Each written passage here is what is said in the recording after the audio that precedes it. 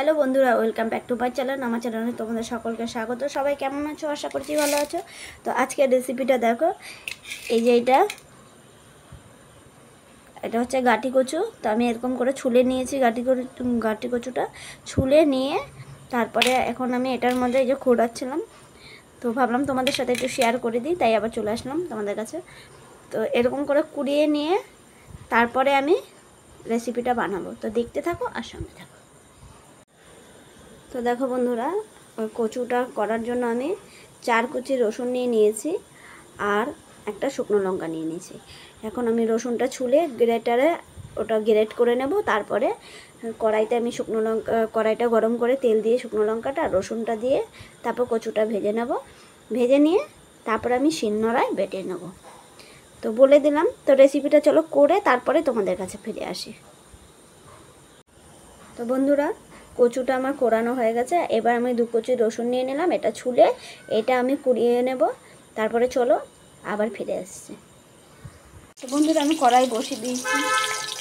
মনে থাকে সেই আমার 10 তারিখের তো মনে থাকে না। ঠিক আছে,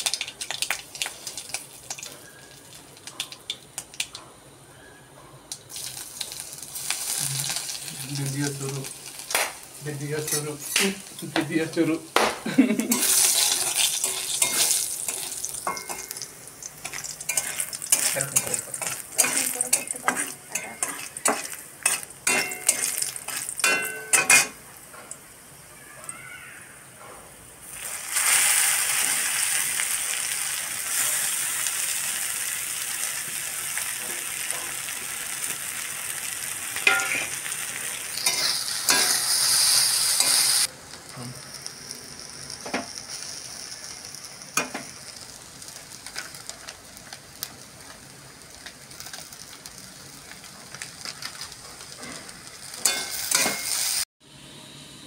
তো দেখো বন্ধুরা, একদম রেডি।